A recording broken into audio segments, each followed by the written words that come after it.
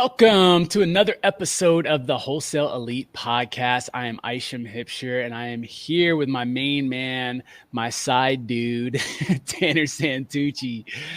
And we are joined by none other than, look, before I even say this gentleman's name, for anyone who's not watching, I want this to be a bit of a surprise because this is a person who I have come to just grow really familiar with. And he's the guy that's setting the bar that I'm going after for real. Like this guy, just to consider him a peer is to me, it's really cool.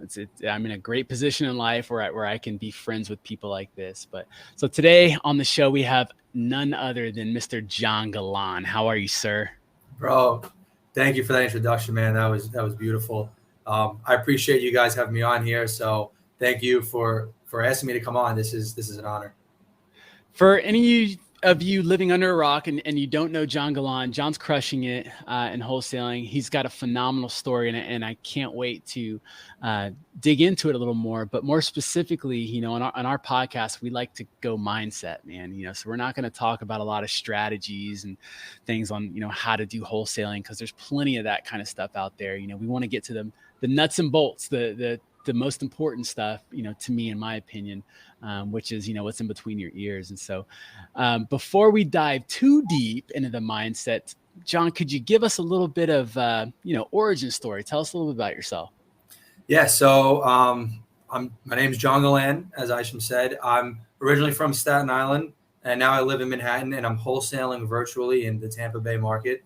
I started college off as an art major. Decided and realized shortly I wasn't going to make any money from that. So switched my major to accounting because I liked math and I thought accounting was actually math when it's all concepts. I had a teacher in accounting that was just one of those like three teachers that changed your life. So I fell in love with accounting because I fell in love with like my teacher and the way he like made me be the best that I could be, especially in his class. Graduated college, no internships or anything because I had the first year and a half of college as an art major. Decided to just take the CPA exam, took that, passed that. Then I went to work at a tax recruiting firm. From there, I got my job as an accountant for 4 years. I was a CPA doing taxes and audits and all that fun stuff. And then I just started watching like when I was doing tax returns, where all these rich people making their money, and 90% of them were from real estate. So I figured there might be something there. Started diving down the rabbit hole, reading books, listening to podcasts like Bigger Pockets, and not taking any action. So that went on for about like 2.5 years or so.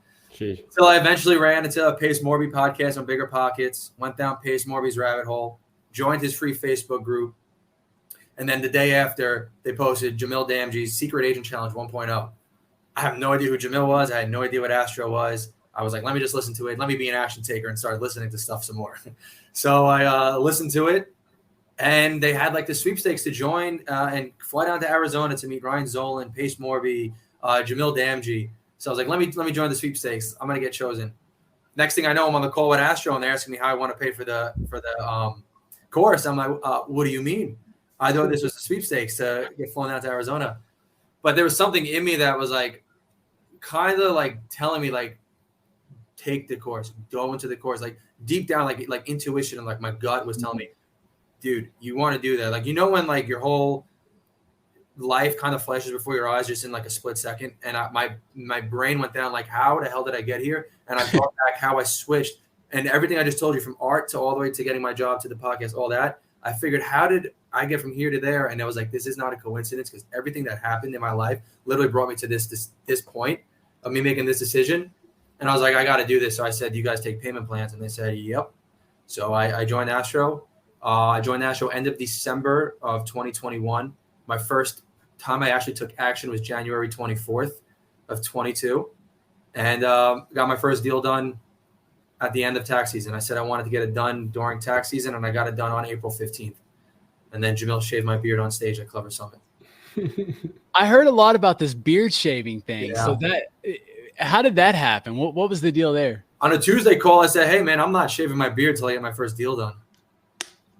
And I didn't. And then he goes, if you get your first deal on Wholesale Hotline, they almost bought a deal for me, Pace and Jamil. And they said, if we get this done, we're going to bring him on stage and we're going to shave his beard because I get it done before tax season or before Clever Summit. So then that became a thing. And Jamil's like, I'm serious. Like, I'm looking for a barber. So all you have to do is get this done. And I'm like, oh, shit, I got to get this done. Like, this is a real thing. So a week before Clever Summit, I still had not gotten a deal done. And I'm like, this is crunch time. Like, I can't. He made a YouTube short about saying, if you're not here, you're missing this man get shaved on stage. And I'm like, I can't make Jamil look like a liar.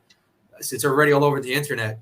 So I started waking up an hour earlier at 4, and I would start working from 4 in the morning till about 10 o'clock at night, because I was doing 4 hours of real estate and then 12 hours of like accounting. And one day an Astro student brought me a deal, and I had a feeling, I was like, I'm working this one. And I was able to get a buyer that same week, and I got everything assigned and EMD in on April 15th. So then I got it shaved. That's incredible. Very cool. It's amazing what happens to us when we're put under pressure. You know, they say pressure creates diamonds, right? And that's, man, how fascinating. So January. And pressure makes you get intentional. Because if you're under pressure on something, you're like, okay, do I really want to do this or do I not really want to do this? Mm-hmm. Because if I don't, then this is what's going to show me. If I don't, if I do, then, well, this is where every action I take has to be towards that end goal. Otherwise, it's just not going to happen. That's good. You know, so you've mentioned Astro. We've mentioned it on some previous recordings. I'm not sure which number this one's going to be when we roll out. But wait, can you talk just a little bit about Astro? I know it's not really a commercial or anything for us to do here, but just to fill in people that keep hearing about Astro. Yeah, I mean, if you're not watching, I'm literally wearing an Astro hat.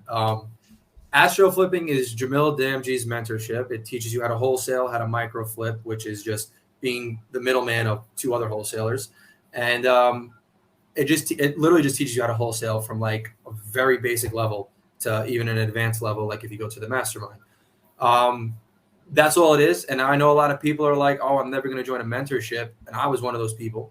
Sure. And I'm not telling you like join Astro, but I'm saying like if you're thinking of joining a mentorship, or if you're thinking of getting into real estate and you know you need help and YouTube's not doing it for you and you want to learn correctly and join a big community, I highly recommend going towards a mentorship, whether it be, you know, anybody you resonate with. It doesn't have to be like Astro Flipping and Jamil Damji. It could be like anybody you resonate with.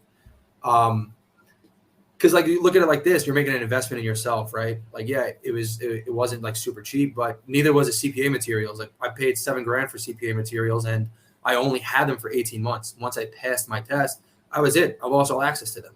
I mean, yeah, I kept the books, but the books get renewed every like quarter because they're constantly updating it with new stuff, with tax codes and everything. So what, $7,000 to take an exam that makes me maybe $90,000 a year in the beginning, right? Or I pay maybe $7,000 to make maybe $90,000 a month. Like, you know, which, and I have access to people that are doing it. I have access to experience and always coaching calls. So like, that's what I'm super now into mentorships. I just joined another one for a life coach because I needed help managing my life.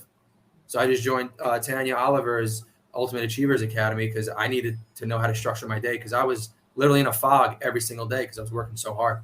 Like I would barely talk to my girlfriend and we lived together. I'm always staring at the screen. I was just like, my mom would tell me something and I'd forget the next day. And she'd be like, oh, did you do this? I'm like, oh, shit, totally forgot you told me something. And like, I didn't like that. So I was like, I need to get organized. I need to organize my life or else I'm going to be one of those divorced entrepreneurs that, yeah, I might be happy, but also a lot of times probably not because I'm lonely. So I didn't want that to happen. Man, well, I'll tell you this much. If you guys, can't tell by now, John's got a lot of energy.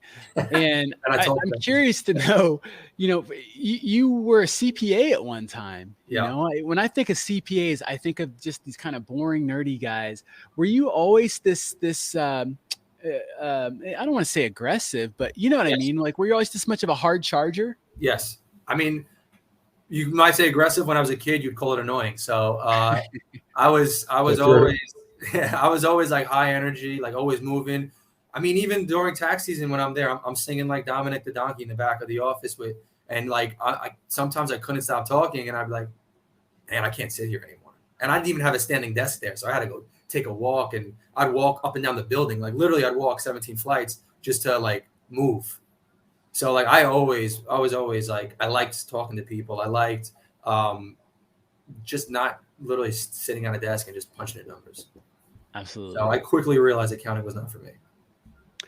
When when you left accounting, I remember you went full time fairly recently. You know, Yeah. you fired your boss, and you're now a full time real estate investor. Yes, How's sir. that been going? It's been going great. I mean, so I quit my job. My last day of working was June 23rd. And I had just come back from the mastermind too. And before that, I had not got another deal done since that April 15th deal. So like after that was done, I was like, do I do direct to seller? Do I do multifamily? Do I do single family? Do I pick one market? Do I do multiple markets? Do I do agent outreach and wholesaler outreach? Like, what do I do? Like, I was all over the place and I was feeling lost. And but I didn't quit. I kept going with it. I kept, falling forward. And then I went to the mastermind, which was a perfect thing because everything I had thought I wanted to do was confirmed there. And then there I had a one-on-one with Jamil, and I told him my plan for going forward, and he agreed with it, which is strictly do agent outreach, get louder, get on social media, get louder in the Astro community, and only focus on one market, which I started doing. And right after the mastermind, that next month, I was able to close 5 deals. So I didn't get a deal done from April. I knew I was quitting in May. I gave my boss a 2-month notice. And I didn't get a deal done again. And slowly, some part of my brain was like, hey, man, you don't really know exactly what you're doing yet. And you're quitting your job. And you haven't got another deal since April. You sure you want to do this? And then I kind of sat down and I'm like, 100% I want to do this. I feel like this is a test. This is a test from God just saying, like, how bad do you want it? Do you really have faith in yourself? Because I'm going to see if you have faith in yourself by keeping you dry until you go full time. And that's what happened. And then 2 weeks later, I get like, I think I got like 3 deals assigned. So it was like, just I had all the faith in the world in myself. That's incredible. Let's talk mindset, man, because at some point, I don't know if you were a CPA reading Think and Grow Rich and stuff like that, or when did that happen and how did that happen? How did you, switch your mindset from one of an employee to where you are right now? Again, I'm going to reference it back to it. Astro, man, like the reason why I say it, I'm not telling people to join this course. It's just one of the things that literally changed my life completely. Like I thought I was going to take 5 years to quit my job because I had the old school way of thinking, like, let me buy a duplex now, then maybe I'll stack it into a quad the next year. Then maybe the next year I'll get 8 units, and then the next year I'll get 16. And then maybe I could quit my job after year 5 from quitting it in 5 months after joining Astro. And like the first week is literally mindset. I was like, I always knew I wanted to do something myself. I always knew I wanted to like not be an employee, but I was never like intentional. I would never visualize. I would never meditate. I was on mindset. I was like, your mind is like, whatever you say is going to happen. Right. But I was always also of the firm belief that I'm not negative. I'm just realistic. You know what I mean? Sure. Yeah. And obviously if you say that and you're being negative, you are realistic because whatever you say yourself is going to happen. So if I kept saying, oh, I'm positive and I'm realistic, everything would be positive, But I didn't really shift my mindset until I got into the week 1. And then I started looking into it some more because I was like, oh, The Secret. Yeah, okay. Like kind of that. I'm like, you still have to bust your ass and do the work. Right. Which is still true. You got to take massive action, but you're taking massive action intentionally in a specific direction with a single focus. Before then, I'm just taking, I want to say massive action because I barely took action at all to get out of my job. But like a ship with no rudder. Exactly. I'm just kind of floating in stagnant water, but I'm still in the water, but I barely dipping my toes. But then I got into the mindset and I started like looking into it. I started reading Think and Grow Rich, which was like, I think written like 1930 or something, 1920, whatever. And then I read like Joe Dispenza's Becoming Supernatural. Then I listened to like Ed Mylett podcast, Wayne Dyer, Louise Hay, like all of these, Earl Nightingale, like all of these mindset people. And they all start saying the same thing. And I'm like, so if Napoleon said this in 1930, and then like Wayne saying this in 1990, and then Dispenza saying this in 2022, and then you got Hal Elrod saying the same thing, and you got all Ed Mylett, all of these people. I'm like, how is this not set in? So like, this is real. This is proven things. The things that separate everybody that make it all the success is literally one thing, and it's your mindset. Other than that, that's the only thing that separates us. That's what separates us from animals, from monkeys, right? Is the ability to control our mind and have self-control and self-awareness, and to have thoughts, like thoughts that we could act on. Like that's what's really separating us from the animalistic nature that we, as humans have. So were you always a reader? No. So Dude, Astro's kind of the change of the mindset's what got you into reading? Before I started getting into mindset, the only books I ever read were my accounting textbook in college and my CPA textbooks. Other than that, I didn't read a book. Interesting. And how many books have you read now? Right now, I think I've read, like 8. I was like, he's got to count his bookshelf. I'm looking at, because I have a stack of books I haven't read yet that I wanted, and I have a stack of books that I've already completed. Gotcha. I keep these behind me so people think I've read them all. It makes you look like, right? He's like, damn, he read a lot of books. John looks like a designer with all the bags in the back. I know, right? This is my side hustle. That's right. I sell them on the streets of New York City. John, what is a book that you've referred the most to other people, and why? I think there's 2 books. Well, there's 2 books I haven't read yet that I'm probably going to refer to more than anyone, but those are 2 podcasts right now and these 2 people wrote books. So Ed Milet, both. One of them is Colin O'Brady. Watch that episode. And then his book's called The 12-Hour Walk. I haven't read that yet, but probably one of the best podcasts I've ever heard, ever. Really? And then the other one is Tom McCarthy on Ed Milet, and he wrote a book called The Breakthrough Code, which is my next book, and he's all about your subconscious becoming your superconscious. That was another mind-bending podcast. But the other books are either Becoming Supernatural by Joe Dispenza and The Miracle Morning by Hal Elrod. So you went from no books to now you're just naming off all of Barnes & Noble. So pretty much, yeah. All I read now is, I don't even read real estate books. All I read is mindset books. Like right now I'm reading The Law of Success by Napoleon Hill. So how has that affected you? Like how has that affected your business, your change of mindset then? It's affected my business and my personal life. So like my business has been like, I'm super intentional in my business. And if I ever hit like a rough patch or a defeat or like just like a slow, dry patch, I'm like, cool, let's go. Cause I know something great's happening at the end of this. So let me just keep pushing through. Cause this is now a learning moment. So let me see, where am I going wrong, and look at it like that. Not like, why is this happening to me? Like where do I need to improve my efforts so I could then come out of this even better than I was when I got into this? So like now I'm thinking like that, I'm being intentional with everything I'm doing. And then also like meditating every single morning. And then personal life, like, and I tell Jamil this like every single like day. I'll just shoot him a text sometimes and I'll be like, dude, this is the most at peace I've ever been in my life, like ever. Like I'm genuinely just so happy all the time. Like, yeah, I could be super stressed. Like I'm a little, like right now I'm very like not overwhelmed, but like at the point where, cause I just I'm building a team now and still managing my outreach and like, have other people now depending. So there's a lot going on and we're in a shifting market. So there's a lot that I have to focus on and figure out.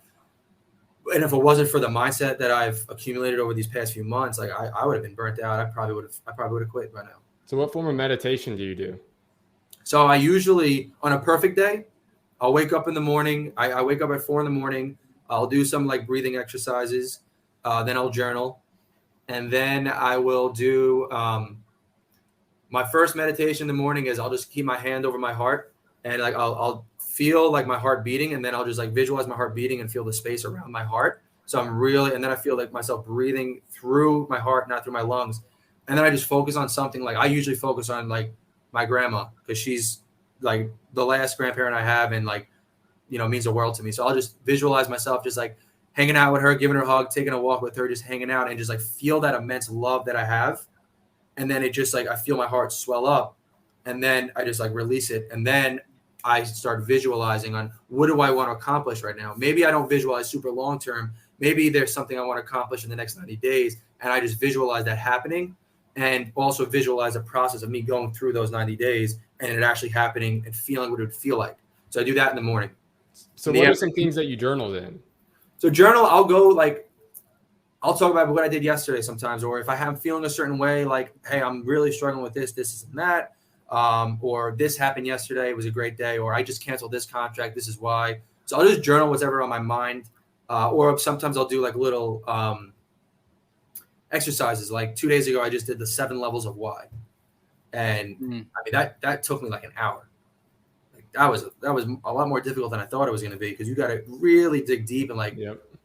Yeah, once you start getting 5 and 6, it's like, oh my god, I'm like, what do I say now? I feel like I want to repeat myself, so I'd be like, why is this important? And I'm just like sitting there like this, and I'm like, shit. And then it took me like an hour, but it was a very powerful exercise. Can you break down really quick for the listeners that aren't familiar how the 7 levels of why work? Yeah, so you start off, you're like, what do you want to accomplish, or what's important to you? So you start off with what? You say what's important to you, and then the next question you ask yourself, well, why is that important to you? Then you answer that. Then why is that important to you? And you keep going until you hit 7. Sounds way easier than it does. And then you read, then you go back and you read what's important to me, and then you read your last why, and you're like, holy crap.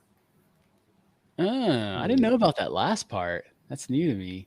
Because you skip the steps, and you're like, because that's really the root of everything. Like, sure, that is important to me because of that. That's insight. Let me ask, what's the greatest lesson that you've learned so far in real estate? That's a really good question. The greatest lesson I learned is you're gonna make more mistakes than you're going to be successful. So like, if I send out 100 offers, I'm only gonna maybe get 3 of those, right? So you just got to be persistent and consistent. So you got to learn how to deal with rejection. If you could really learn how to deal with rejection and still keep coming every single day, you're going to eventually obtain success. So persistence and consistency. And that just goes not even just in real estate, it goes anywhere, for anything in life. Like absolutely anything. Absolutely. How does one learn to deal with rejection? I think you have to first you have to have a really strong internal environment, like really get deep down, like you know what you want, you know what you're doing, right? And then you also have to just have that strong mindset, like I know it's going to happen, right? So when I get rejected, well, why did I get rejected? What was the reasoning for it? And then just roll with the punches. I mean, you're not like when you go and ask out a girl, right? Like they're not always going to say yes. And when you get rejected from a girl, are you never going to ask another girl out again? Or if you're a girl, or if you ask out a guy or anybody you like, and they say no, well, you're just gonna stop. No, because we deal with rejection our whole lives, right? We've always been our parents might reject, like we're young, we want cookies. No, you can't have dessert till you eat your broccoli. So like you've been dealing with rejection your whole life, and we've managed, right? So it's like, why all of a sudden, once you get that first rejection, it's kind of like a relief, because you're like, yes, okay, so I've seen what it's like. It's not as bad as I thought. Like people, I'm afraid to jump in the water, is like because it's freezing cold, right? And then you jump in, you're like, actually, it's not that cold. Now that I thought of it, it was colder staring at it than was actually being in it. For sure. So I just think if you're just like, I know what I want to do and why I'm doing this. So like every no gets me one step closer to a yes. If you have that mindset, then rejection is just something that you have to go through, because that's what it is. You have to go through rejection in order to get to be successful. That's just at the end of the day. I think Denzel Washington said, if you're not failing, it means you're not even trying. Because to get something you've never had, you have to do something you've never done. So when you got into the business, though, did you already have that mindset in terms of rejection, like looked at it that in your perspective that you have now? Or was it more of a thing that you had to learn from being in the business? I mean, I knew like this was, I felt once I joined Astro, like, and I started understanding wholesaling, I felt like a missing piece kind of just get put in place. So I knew for a fact that this is what I needed to do to obtain what I wanted to obtain at the end of my life. So, so once I felt that, I was like, I know this is where I got to be. Like, I just felt it. Right. So I was like, I'm going to be fine with rejection. I know it's going to happen, because we're always taught that. But when you first get the rejections and you get lots of them, you're like, shit, actually, this one hurts a little bit. But then you're like, okay, but why am I doing this? Okay, this is why. So let me just keep going. And then you get rejected again, and you're like, oh, man, that stinks a little bit, but okay, let me just keep going. And then you just keep going. You just develop that. And then every no is just like, instead of it smacking your face, it just like, it just glances off you. You know what I mean? Yeah. So then you just wipe it off and you just keep going. And like, I have a quote above my desk. It's a Bruce Lee quote. And it's like, just saying like defeat is a state of mind. You know, you're not defeated until you accept defeat as a reality. So just don't accept it as a reality. And you're technically never going to be defeated ever. And then you just got to look at rejection as just a learning process instead of a rejection. I did something wrong. So what did I do wrong? I love that. You know, I think sometimes, you know, as wholesalers, especially new ones, it's hard to kind of keep that kind of stuff into your brain because, you know, you don't think about all those successes that you endured through when you're facing that rejection. You know what I mean? You don't think about when you were learning to ride your bike, you scraped your knee. Yeah. You know, everything in life, for the most part, you have to be bad at it before you're good at it. And, you know, the older we get, you know, that kind of the ego comes into play and a lot of stuff comes into the picture and it makes us second guess ourselves, or we start thinking about how other people are going to view us and whatnot. Mm-hmm. You know, it's really good insight. I love that Bruce Lee quote because it's true. It's spot on, man. That's phenomenal. Not failing equals not trying. I love that you said that. Listen to that Denzel Washington fall forward. That's the name of the speech. He gave it, I think, at the University of Pennsylvania. Oh man, I love that. I heard it and I listened to it like 8 times that same day. Denzel Washington fall forward. Awesome. Yeah, brother, do me a favor. I want to, we've been spending a little time in the light. Let's dive in the darkness a little bit. I want you to walk me through a dark time in your business, you know, something that happened that's probably relatable, and how'd you get through it? Yeah. So, August, I think I canceled 8 contracts. And I canceled 3 on the same day. And all three had a buyer at one point that then just wound up backing out when EMD came due. So that was tough because I had gotten 8 contracts locked up that month and I canceled all 8 of them. And all 3, there was 3 that I had to cancel all on the same day on a Friday. So it was like smack in the face after smack in the face after smack in the face. And I'm just like, what the hell is happening? I was like, I'm on a high. Like I just got like 4 contracts accepted 1 week out of 20 offers. I was like, this is amazing. Like I'm definitely gonna sell these things. And then it didn't sell. And then I had to cancel. And then it's just like, holy shit. And then one of them was just a deal from hell. So how I got back from it was like, I'm not gonna lie, like I was super. I even texted Jamil. I was like, dude, I just canceled my 8th contract this month. Like, holy shit, dude, this sucks. But I did something wrong, so now I got to figure it out. So let me try to see what I did. So I let myself be like upset for like maybe 30 seconds, and then I looked up at Bruce Lee's quote. That's why I keep it above my computer, and I'm like, okay, I did something wrong. What did I do? Because this is happening for a reason. It's just to make me a better wholesaler, just to make me understand the market more, because we were going through that shift, so it was a weird period. Make me better at comping, maybe a little more conservative with numbers. And like the way I got out of it was I just kept the same mindset, like, I need to learn something because I did something wrong. Clearly, I did something wrong. I had 8 contracts accepted and I couldn't sell one of them. That's me. That's not the buyer's fault. That's not anybody else's fault but me. I did something wrong. Maybe I got greedy. Maybe I didn't run the numbers correctly. Maybe I didn't understand how much wood frames suck in Florida. So I just had to figure out, like, okay, what did I do? What did I do wrong? And then literally after that horrible month, Mahmoud Issa, another Astro student, came to me and he was like, hey, man, after I did the secret weapon challenge with Jamil, he was like, hey, man, you know, I like the way you do acquisitions. I'm obviously good at this one. If you don't know Mahmoud, he's just like, he wakes up in the morning, eats cereal and assigns a deal and then goes and assigns a deal. So the dude was a machine, right? He goes, I plan on like pausing my business and I want to partner with you and let's make something in Tampa. And I'm like, hell yeah, let's do it. So then I was like, I'm excited. We're spending time together. We're building the infrastructure, the everything. But I had to take a month and a half off of money making activities because I had to focus on something else. And that felt weird. And I'm still kind of coming out of that like, because I just trained my team. They just started this week full time, no training. So now I'm getting into helping them and also making my own calls and then figuring out. So I'm still not 100% out of the rut that I was in. So it's been like a little bit of a weird period, but I'm very hopeful and excited for the future. And I'm just keeping the same mindset again. Like before I went full time, I went through a super dry period of like, what was it, like 3 months or 2 months or so? And then something great happened when I kept faith in what I was doing. So that's what I'm sticking with, the same thing. Something great's about to happen because I'm keeping faith in what I'm doing, and I'm just keep going forward. That's it. I'm going forward only. Incredible. You know, do you like see it as the momentum, right? Because that gets talked about a lot. And like for me, like Isham knows this, like if I don't work one day, like it feels hard almost the next day to even kick back and get going 100%. Back into the rhythm of things. So I can't even imagine a month and a half off. Dude, was that when you started getting back into it from a month and a half? I mean, how did that work essentially? Because I mean, like when you say you took a month and a half off, was that literally no calling, no work? No. I still, because I would wake up every morning with like 75 follow-ups because I was crazy with my follow-up game.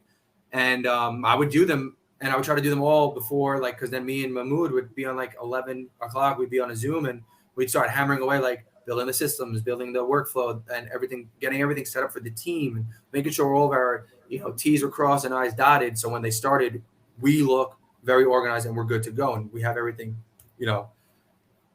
So I was still doing some follow-ups, but I couldn't be doing too much. So I went from speaking to like 40 to 50 people a day to speaking to like 15 to like 20, 25. So cutting it in half almost completely. I would only do follow-ups. I wouldn't be doing new outreach really. And I had to do that, or else I would have drowned without a doubt.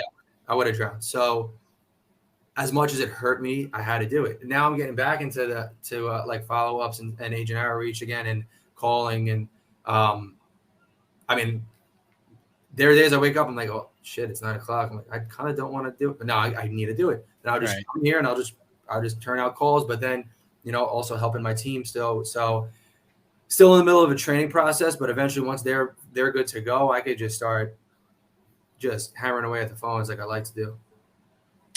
A lot of people say partnerships. So this is what I've heard in my past business dealings. Partnerships are the only ships that won't float. A lot of people are real negative on partnerships. And it just seems like in real estate, like partnerships, can flourish. It's almost like they have an opportunity to flourish a little better because we kind of need one another. What's been your experience so far with being in partnership?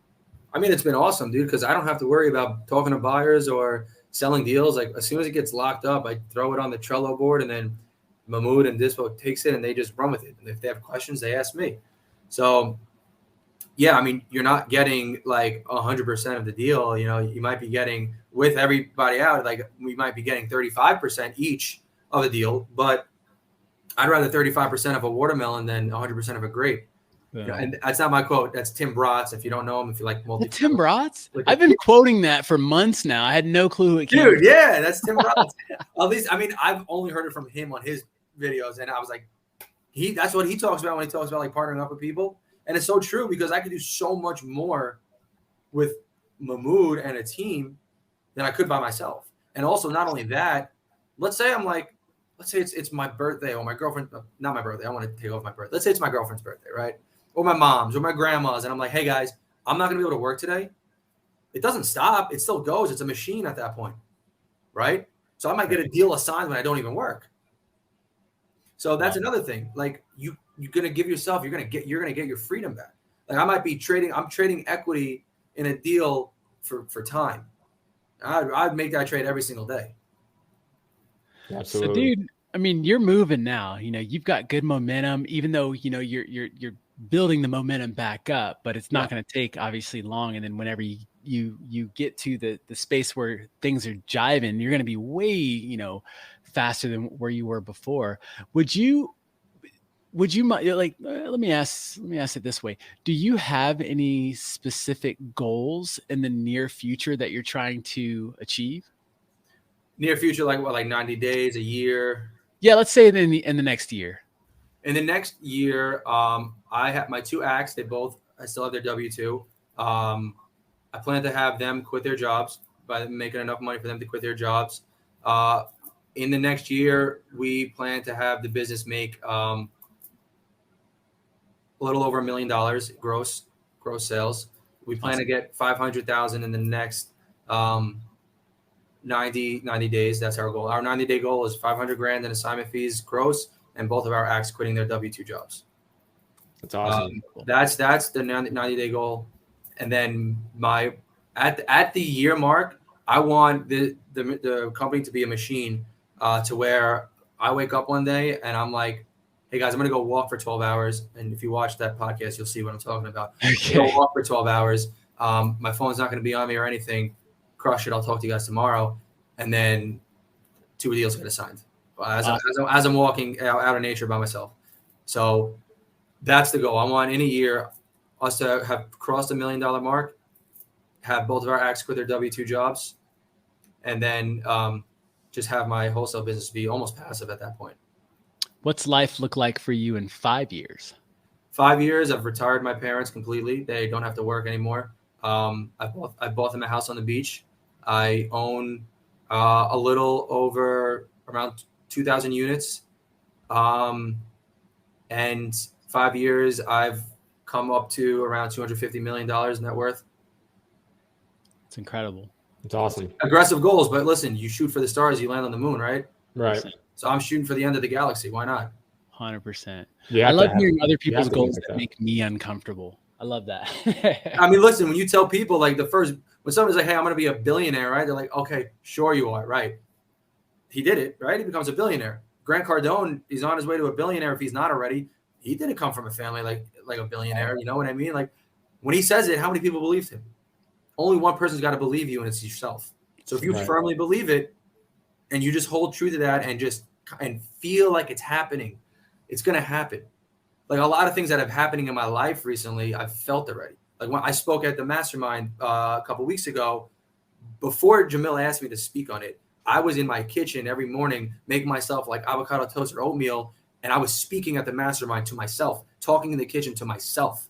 Before you knew you were going I told my girl the day Jamil asked me, I went to my girlfriend outside because we had an executive call with Jamil, and I go to her, I was like, I'm speaking at this mastermind. I'm telling you right now, I'm speaking at this mastermind. And she said, okay. I get on a call 2 hours later. Jamil's like, has my team reached out to you yet? I said, no, why? He's like, I want you speaking at this year's mastermind. I said, dude, that's so friggin' funny. You know what happened? So now I'm starting to feel like I'm feeling something. Like I just spoke on something else, the Elephant Challenge, right? And I was watching it before, and I was like, why do I feel like they're going to ask me to speak on the next week? 2 hours later, I get a call from Chris James, one of the hosts of the accountability call. He goes, hey, man, do you want to speak on the Elephant Challenge about your process in 2 weeks? I'm like, dude, so funny. I had a feeling you were going to ask me that question. Don't ask me how, but I just had a feeling. So you get intentional about it. And not only that, like I don't just think like I'm going to do this. No. I literally talk to myself. Like I have, like if you watch me out of the window, if you're my neighbor, you'd probably think I'm crazy because I'm spreading it out, just talking to myself and shut my eyes. But it works because I feel it. I feel what it's like to have that accomplished. When I had my beard shaved, I felt it. I felt the razor on my face before it even happened. It hurt more in real life than it did in my imagination because it was a dry razor. I thought he was going to like literally clean shave me, but dude, it didn't happen. It's like they dry shaved you with a full beard? Like a razor. They just did like they were cutting my hair. I literally thought the guy was gonna bring out like that just popped out a box cutter. All right, let's get it going. Yeah, I'm like shit, this hurts. Yeah. They didn't even give me an aftershave. That's wild. So saying you want something and like feeling it are two different things. That's why a lot of people say affirmations don't work, because if you just say the words, it's not going to happen. If you say the words and associate a feeling with it, that's a different story. Dude, so true. God, I can tell so many stories about the things that have happened in my life where it's crazy. 100%. 100%. It's crazy that you felt it coming and it came, you know. Man, it seems like when you're intentional and when you're on path, the universe just aligns, you know, things just happen the way they're supposed to. And you feel it, like you feel like you're doing right. And you can also feel when you're off path, you know, that's when the anxiety comes in, the nerves and all that stuff. Man, that's awesome. Let me ask you, John Galan, what is your superpower? Oof. You know, it's so funny.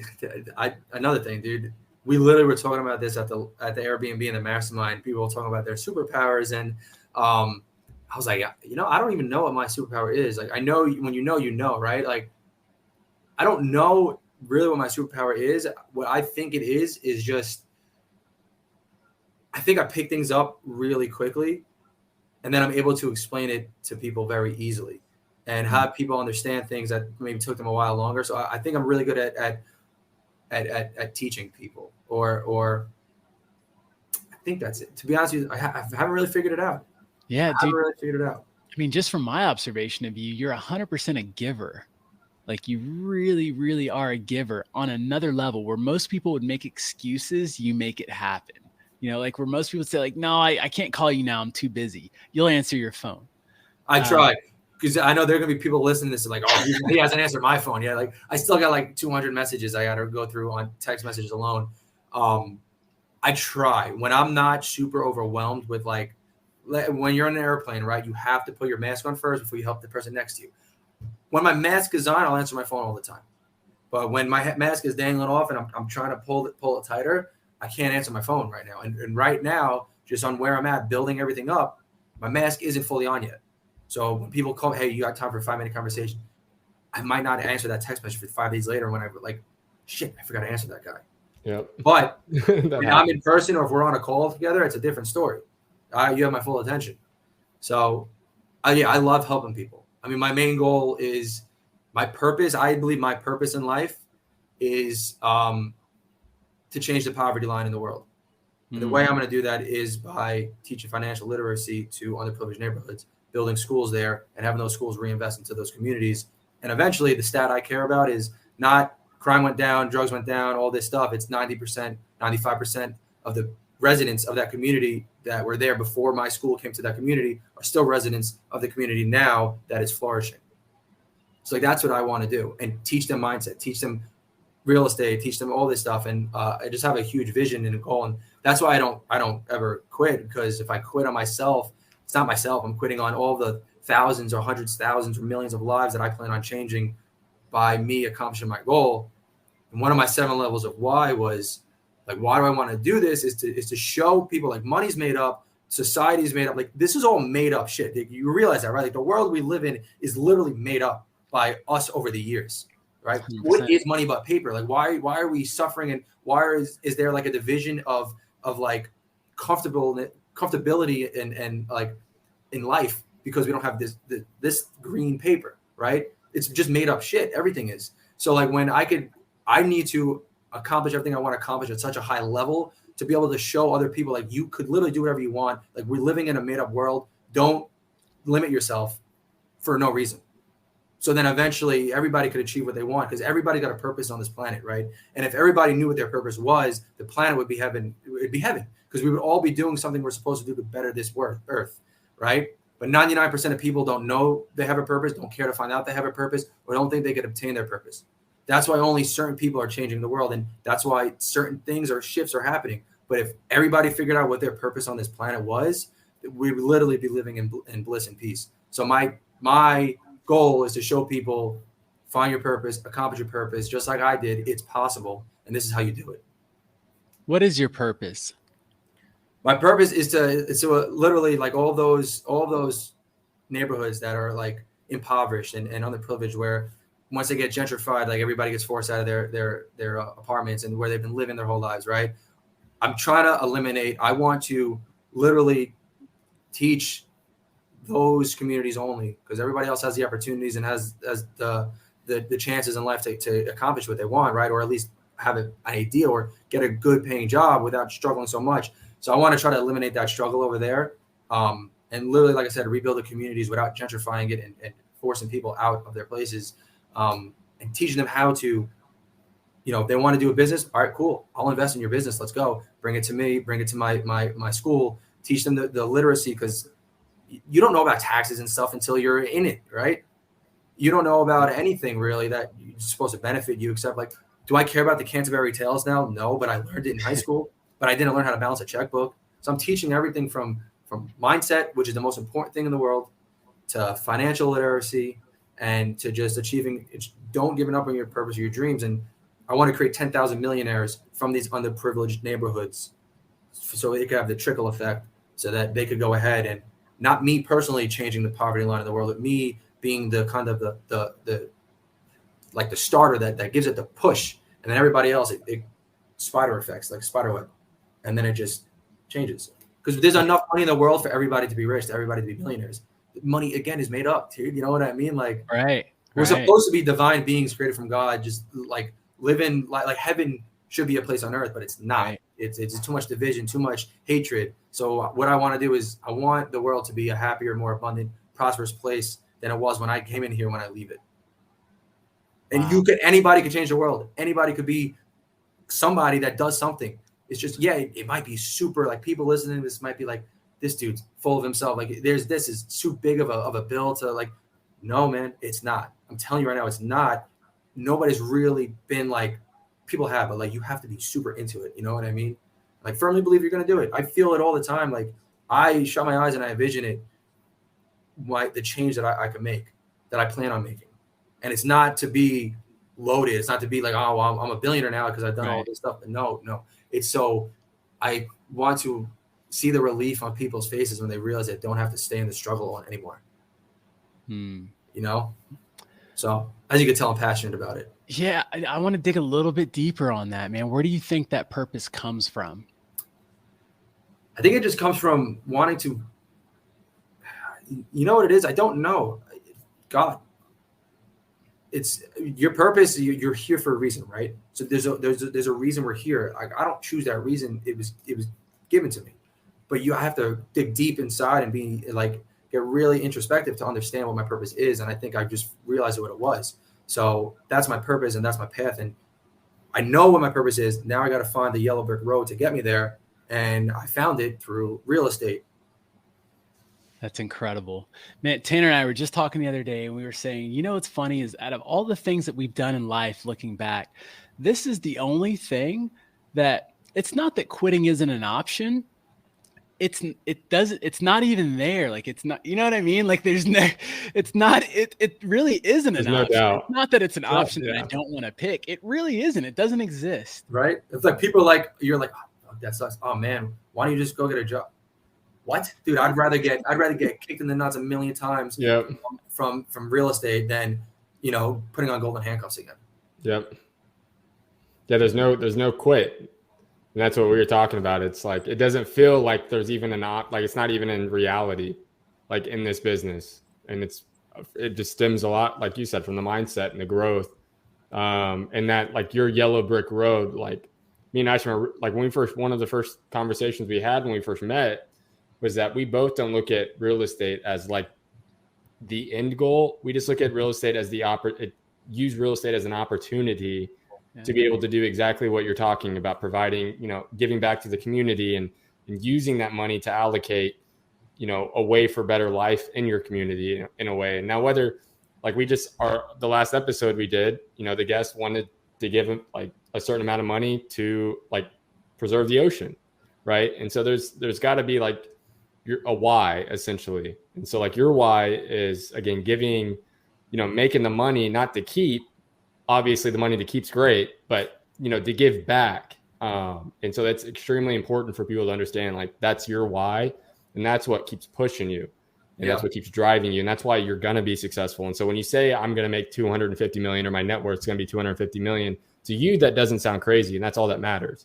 That's right. Like when Jamil talks about his thermostat, his financial thermostat was 100 million, and Pace was like, mine wasn't even close to that.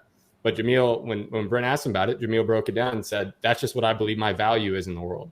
Yeah. And so, like, for you, 250 million net worth, to you, that doesn't sound crazy. To someone listening to this, be like, 250 million? I couldn't even do 250,000. Yeah. But to you, it doesn't sound unrealistic, and that's all that matters. And that's what's important for people to understand by that, is you ultimately make the decision of what you're going to be. And so if you set your goals, like you said, at the end of the galaxy, then you're going to get to those goals at some point. You just don't know when, but you're never going to quit and you're never going to stop. So that was powerful stuff, dude. Yeah, man. And like what you just said too, that's why you guys are going to be successful as well. Like, there's no quitting you. There's like, why would you quit? I mean, you have something else you're fighting for. And like you just said, the last guest was trying to fix the ocean. Like, that's what I'm saying. Like, we all have a purpose. Like, his purpose might be to preserve the oceans, right? And I know somebody else that's trying to build schools in Africa. I'm trying to do something in under. So like everybody's got to, you know what I'm saying? You see how the pieces start fitting? Like if everybody did their purpose, the world would just be whole and just be like a happy place that literally is like heaven on earth would be a real phrase. Right. Man, how powerful. Dude, well, let's land this plane, John Galan. So John, I've always heard your name, John Galan, but you catchy. Yeah, well, you said it differently. So obviously I've been saying it wrong. Yeah. I mean, I've my first, like for a short last name like that, I've had so many different like pronunciations of it. I've had Galan, Galan, Galen. What I don't even know other ones.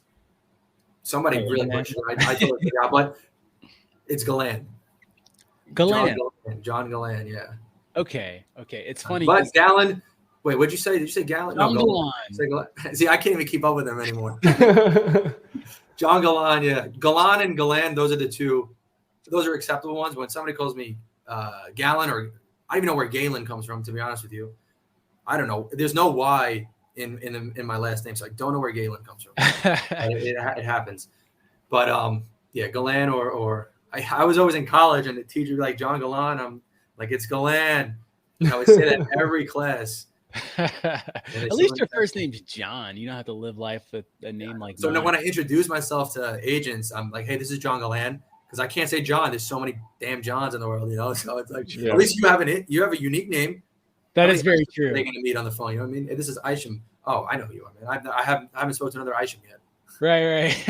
And I probably never will. Right, exactly. Yeah. So, you don't have to say your last name. I got to use my full name. That's true. That's a good point. I love the perspective. And that's what everything's about. Life is all about perspective, right? 100%. I saw this meme, and I'll get back on track in a second, but it's such a good meme. I'm sure a lot of you have seen it, but it's two guys standing on a road, and in between them on the road is a number 6 or 9, depending on which way you're standing. And that was so powerful to me. It was such a good visual representation of perspective, because even though, to that one person who's looking at the 6, he knows he's looking at a 6. He would go to war and bet his life and everything that is a 6. It's so obvious to him, but the other guy would say the same thing about the 9, truly. And both of them would be right. That's the fascinating part about perspective. Yeah.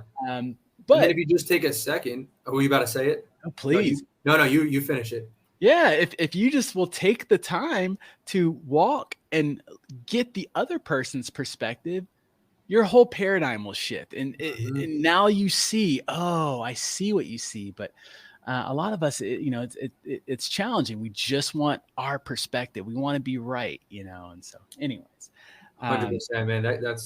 That's with everything too. You mean like everybody's beliefs and stuff, like it's just their own. That's what everybody's different. Everybody has different experiences. Everybody's come in different ways. So like I might view something as one way, but you're like, oh man, I had a bad experience with that. I view it as so different. Like, well, enlighten me. Like, let me see, why do you view it that way? Instead of like, come on, dude, like you're so wrong. Like, and the biggest thing is like politics. And I don't get into politics. I don't talk politics or anything like that, because you're not allowed to have an opinion if it differs from the other party, regardless of if you're the one, you know what I mean? There's no such thing as the middle for some people. I'm in the middle, but like it's sad to see that, like that's the biggest division. It's the lack of perspective, or at least the lack of willingness to take a chance, take a look at the other person's perspective. 100%. And in terms of real estate, there's a lot of folks out there that, man, John Galan, he's white. Of course he's successful. Isham Hipshire, he's got a polo shirt on. He's got money. Of course he's successful. There's all these little excuses, when in reality, if those of us who are making those excuses will just try and gain perspective, your whole paradigm could shift. That's it. John, I'm going to ask you one last question in closing. It's one of my favorite questions. And I hope you dig a little on this one. Don't give me the surface level stuff that I could Google and get the definition. I'm interested in this. Yeah, it's not that bad. What is your definition of success? My definition of success, I've actually never thought of that before. Funny enough, my definition of success is just obtaining happiness. I mean, like everybody's different with success, right? Like some success could be measured in dollars, success could be measured in laughs, success could be measured in smiles. So it depends on what's more important to you. Like some people might be okay with $100,000 in the bank as long as they spend every single day with their family, and they could be minimalist lifestyle. Success is really achieving what you want in life. What do you want to achieve in life? What is your main goal in life? And just achieving that. And a goal doesn't have to be monetary. It could literally be anything, like just making my dad proud. You know what I mean? Like then you're successful if you did that. So achieving your main goal in life, I think, is you're successful. If you're able to say what you want to do something and you actually do it, that means you're successful. You want to go ahead and start a family and have 10 kids and live in a nice house and, maybe work 3 days a week. Awesome. You're successful. If you're able to get it, you're successful. So I think success is literally should be defined as achieving your goal and just being happy. I love that, dude. When you said success is happiness, I got chicken skin. Chicken skin. I love that. And that's so good. And it's so true. I heard that before. Somebody said on a podcast, success should be measured in smiles. And think about it. You have all the money in the world, but you don't have any smiles around you. You're going to be sad. You might be successful in society's eyes, but you're not going to be successful in your own eyes because you're just going to be miserable. So success is the balance. Absolutely. Man, John Galan, thank you. John Galan. There you go. Galan. Thank you so much for your time, brother. I mean, this has been incredible. And for any of you who are like, look, that was great. The mindset stuff's awesome. But give me the tacticals. I will say, like, Google John Galan. Dang it, bro. I'm so used to saying it. You can still say Galan. All right. Yeah. So Google John Galan, Galan. You're going to find all kinds of good stuff for sure. Definitely go on the socials. John, yes. Where can people find you? What markets are you in? How can people get in touch with you? Yeah. Tampa Bay is where my primary market. So like Hillsborough and Pinellas counties. And I also have buyers in Orlando and Polk County. So if you want to send a deal, if you want me to sell one of your deals, you could send it to snapflipoverflow@gmail. So snap SNAP FLIPOVERFLOW@gmail.com. I love it. Email designated strictly for microflips and co-wholesales. And if you want to, I do put out content now. I'm doing a 90-day challenge for myself where I have to post on my Instagram every day for 90 days. Today is currently day 19. So if you want to go follow the journey, I put up real estate tips on there, mindset tips on there. Follow me at John, JOHN _ Galan, GALAN 12. Beautiful, brother. John, thank you again so much for your time. Man, I know we're supposed to kick it next week. We'll be in Phoenix together, man. I'm looking forward to that. Me too. I'm excited. Absolutely, brother. Well, thank you again for your time. And guys, stick around because we've got more and more and more incredible people to talk to. We dive deep into mindset, and this podcast can truly change your business if you just stay consistent, give it time, and stay close to the fire. Stay around people who have and want the same things that you want. And this is it. You may not have friends that talk real estate. We'll be your friends. You know what I mean? It's all good. So keep coming back, and we'll see you on the next episode. Take care, everyone. What up, guys? Thank you for watching or listening to another episode. And look, here's the deal. If you got value out of today's episode, we kindly ask that you subscribe and like and get this bad boy going. And look, if you're in Florida, we're in Florida. That's our marketplace, and we want to help your deals get to the finish line. So if you got any deals that need help with dispo, send us an email. We're at deals@unwindinvestments.com. You can also submit it via our property submission form online at unwindinvestments.com/deals. And guys, we want you to be the next guest on our show. So get out there and hustle and grind, and let's get to work. We'll see you in the next episode. Peace.